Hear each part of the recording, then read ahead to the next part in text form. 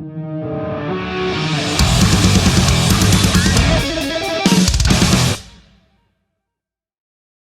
you so much for joining us on the Everblack Podcast today. My name's Luke.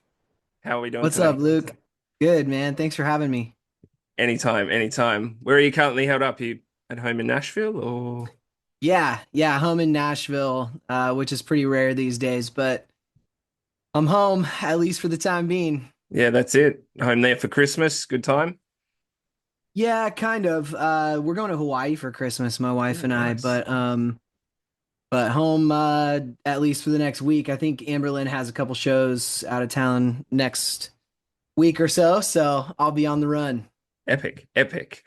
Well, firstly, just want to say how surreal this moment is for me. You guys have been so huge for me back in the day and still to this day. But I remember just pumping my Discman and my car CD player over and over with the Hollow and Challenger just all the time. So as soon as I That's found out so this moment awesome. was happening, I was just like, oh, wow, just, Oh just man, freaking very out. cool. So if Very I cool, seem a man. bit nervous, just bear with me, bear with me. No, that's awesome, man. It's great to meet you, and Yes, I'm honored to be definitely. here. So thank you. Thank you, thank you. And apologies too for the lights. That it's a very gloomy day. Usually it's nice and bright in my room here, but it's very dark outside, so I've had to put Oh on yeah, some no lights and it worries. just shows my wrinkliness of my shirt. So, but that's okay. We'll get through it. We'll get through it. Now you guys are closing out a solid year. What have been some key highlights for you guys? Man, I mean the all the singles have been received really well, and that's been cool. Just to see that people are enjoying the new music. I've done a ton of touring this year. I was just gone essentially 7 months straight between Memphis and Amberlin tours that were butting up next to each other. Yep. So been a lot of time on the road. The little time that I've had at home has been amazing, but yeah, just seeing how the new music is connecting this early on in the releases is really cool. Yeah, that's it. Because I think we've had five dropped this year. Maybe I haven't been counting. I That definitely sounds believe right. there's been about five. So, Yeah. and you said the fans have taken really well to that. Yeah, it's been great, man. I would say stylistically, they're kind of all over the place. So, I think some are for one crowd and some for the other. And then there's obviously the crowd of people that are just like excited about anything that we drop. And so it's been cool, man. I think this record has something for everybody. And I know we've said that before, but really, truly, this is the most variety that any album we've ever put out. So Yeah, awesome. Well, that's great to hear.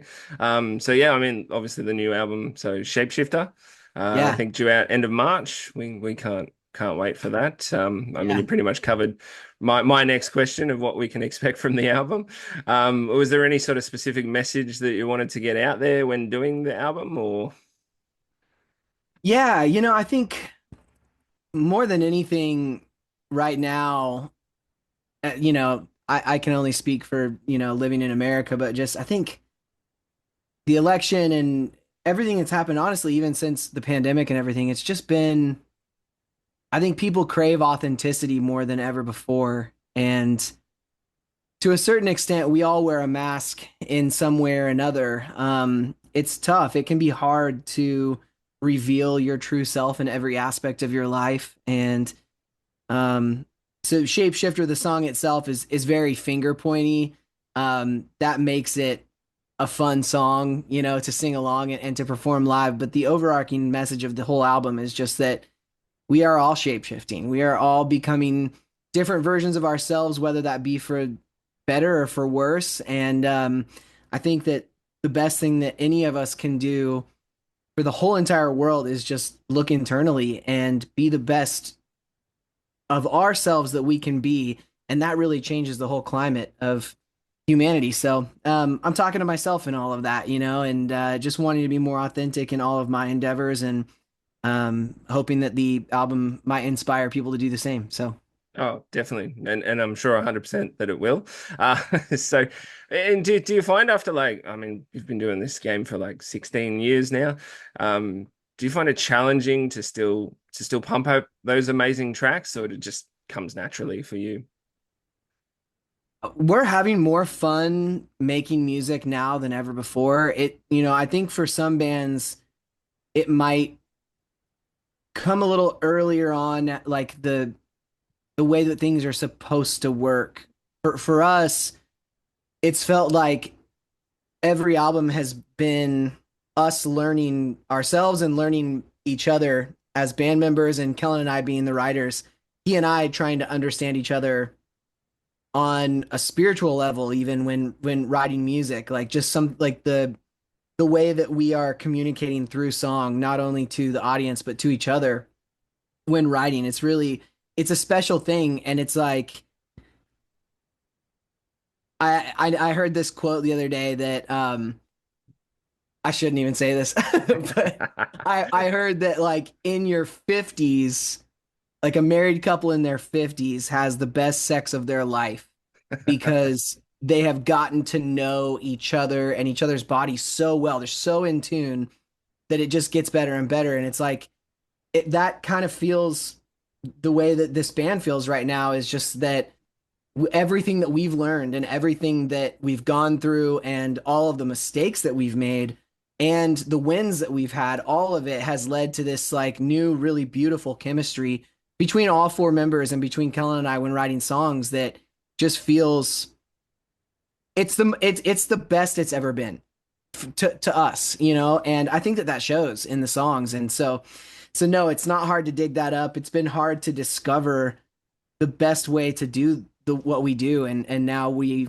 are very much there, and it feels so good. Yeah, it's incredible. And I mean, like I said, it kind of comes naturally now, being Yeah.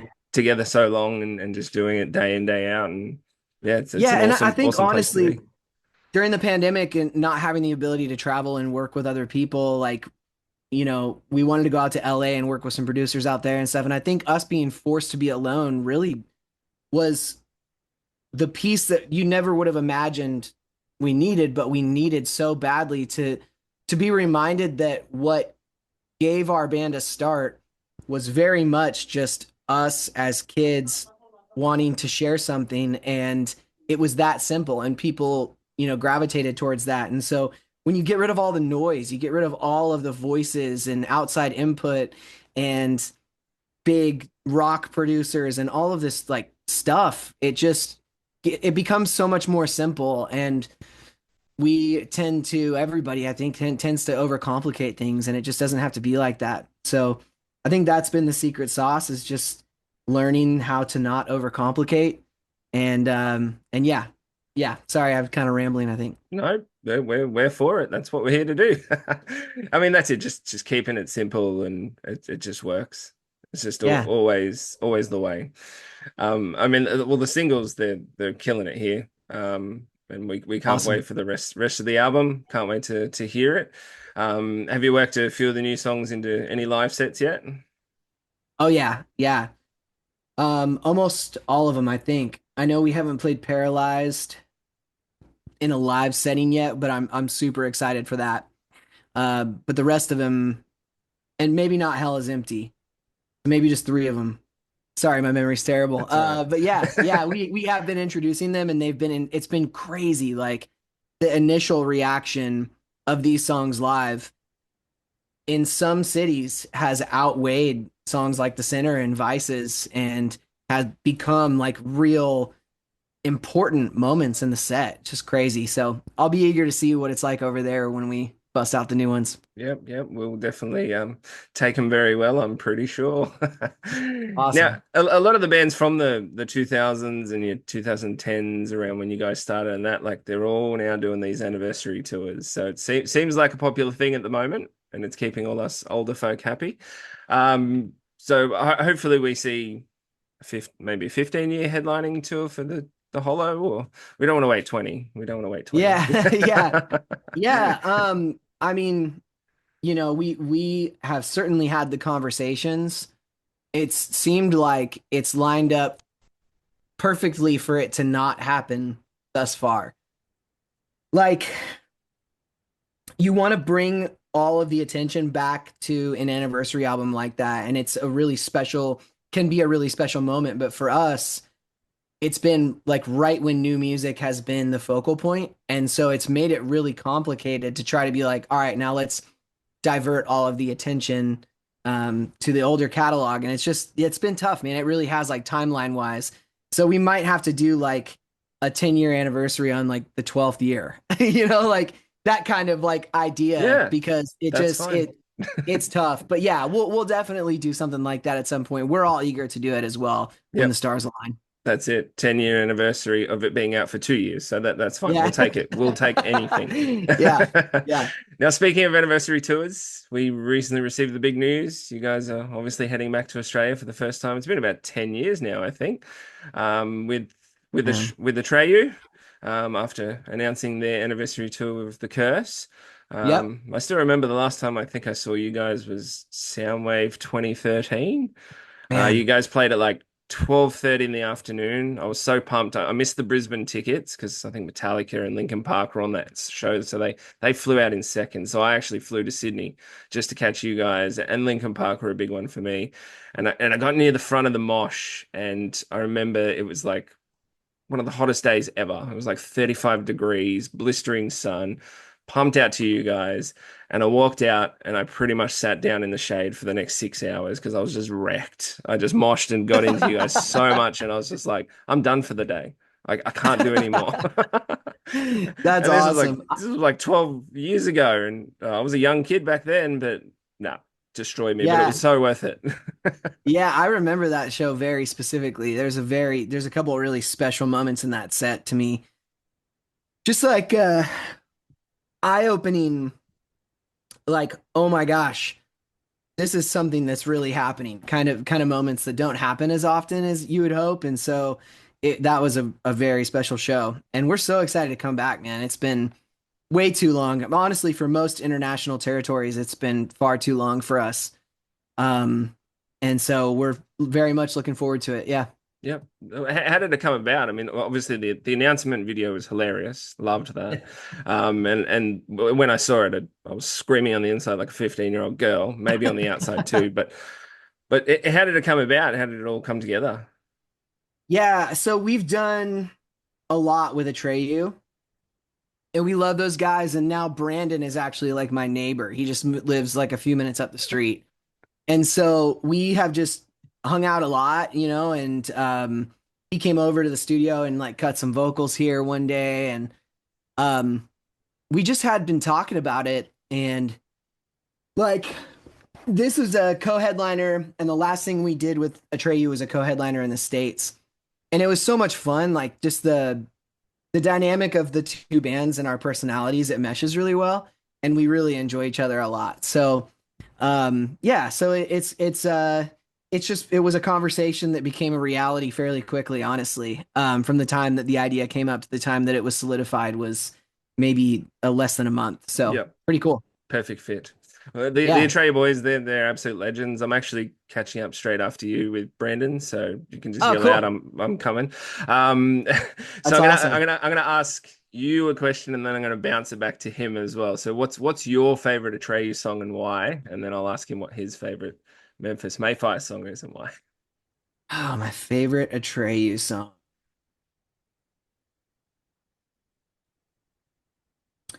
You know, I have everything of theirs in here. So before I say the wrong thing, I want to I've put you on the spot. not the wrong title, but I mean, I think everybody is gonna go like becoming the bull and stuff like that, and I don't want to do that. I want to. Hmm.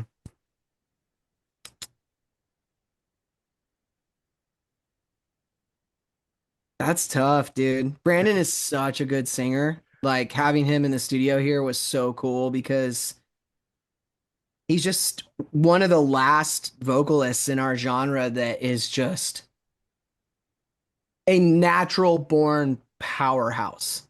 Like, truly, Extremely he's talented. loud and yeah, just so much rad natural grit. His voice is so special, man.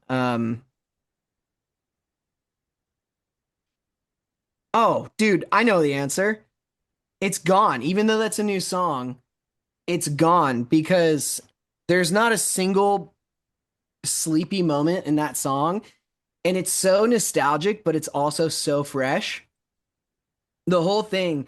And I heard that song when you showed me that for the first time before it was out. I was just like, dude, this is going to be a hit.